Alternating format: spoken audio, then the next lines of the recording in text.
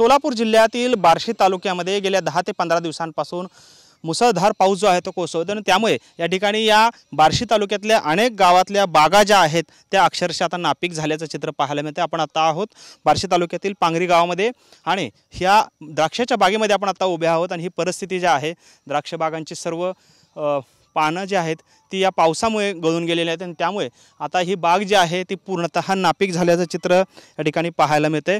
त्यामुळे एकंदरीतच शेतकरी जो आहे तो इथला हवालदिल झालेला आहे। आपल्यासोबत काही शेतकरी आहेत।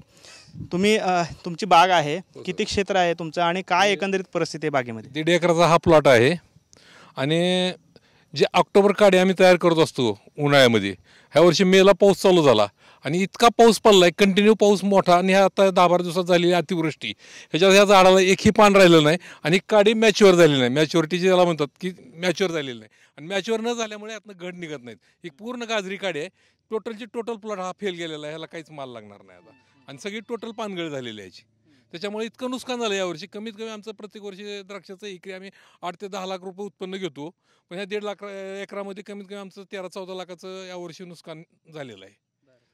पण मग ह्यातला कोणता भाग नक्की खराब झालाय, काय झालाय, कशा पद्धतीने? टोटल ह्याचे जे मालाची काडी आम्ही तयार केलेली असते ऑक्टोबर एप्रिलला, ती मालाची काडीच तयार झालेली नाही। ही हिरवीगार काडी आहे आणि पानं गळून गेलीत, ह्याच्यामुळे ह्याला मालच लागत नाही। कारण ही ह्यातनं माल बाहेर पडतो, द्राक्षाचा गड जी पडतो ते ह्या काडीतनं बाहेर पडत असतो, ती काडीच तयार झालेली नाही, त्यामुळे माल यायचा विषयच नाही ह्याला। पण मग अशी परिस्थिती किती क्षेत्रावरती झालेली आहे तुमच्या या भागात? आमच्या पांगरीमध्ये 150 ते 200 एकर द्राक्षाची बाग आहे आणि त्यात 90% लोकांचं असंच झालेलं आहे सगळं। एकही प्लॉट कोणाचा असा सक्सेस नाही आहे। पण मग सरकारकडून काय अपेक्षा आता आहेत? मंत्री येत आहेत, बांधावरती जात आहेत, माहिती घेत आहेत। मायबाप सरकारला आमचं नम्र विनंती आहे, आमच्या शेतकरी बांधवांचं, सगळ्या पांगरी गाव ग्रामस्थांचं होता होईल तेवढं आमच्याकडं पांगरी गावाकडं पूर्ण महाराष्ट्रावर आपण लक्ष असू द्यावं, ही आमची आपणास कळकळीची नम्र विनंती आहे। माणसाचं खाण्यापिण्याचं सुद्धा मुश्किल बसले, रोजगार सुद्धा कोणाला मिळाना गेलाय। पाणी शेतातून बघ गुडघे इतकं कमरे इतकं पाणी वाहतंय सध्या, ही अवस्था झालेली आहे। घरातलं सर्व सामान वाहून गेलेलं आहे, गोरगरिबाचे जनावरं गुरंढोरं ही वाहून गेले ते। तरी मायबाप सरकारला आमची विनंती आहे सर्व शेतकऱ्यांची की शेतकऱ्यांचं पूर्ण संगोपन करावं, ही माझी नम्र विनंती। खरं तर सरकार नुकसान भरपाई जी आहे ती देत असतं, पण पंजाब सरकारने जे आहे ते 50,000 रुपये हेक्टरी मदत केलेली आहे। राज्य शासनाकडनं काय अपेक्षा आहे आपली महाराष्ट्राकडून?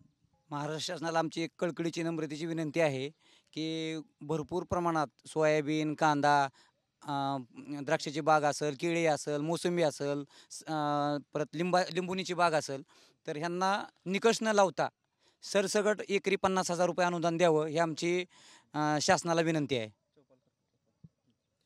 काय अपेक्षा आहे सरकारकडून? किती मदत मिळावी हेक्टरी किंवा एकरी? सरकारकडनं द्राक्ष बागेला तर जास्तीत जास्त मदत मिळावी, कारण द्राक्ष बाग असं आहे की सर्वात जास्त रोजगार निर्मिती ग्रामीण भागामध्ये द्राक्षातून होते आणि परकीय चलनी द्राक्षाने मिळते आणि द्राक्षाचं उत्पादन खर्च फार मोठा आहे, लाख 2 लाख 3 लाख खर्च करावा लागतो एकरात।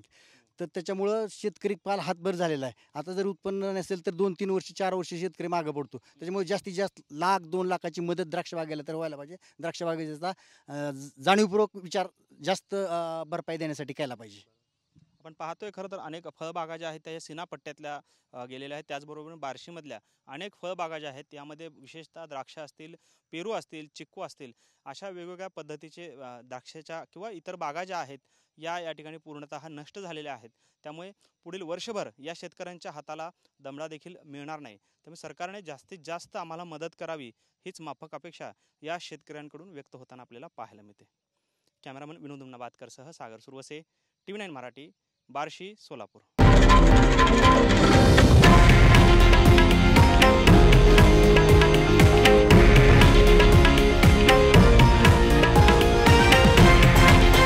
हे आहे देशातील नंबर 1 न्यूज नेटवर्क आणि आपण पाहत आहात TV9 मराठी, एकमेव।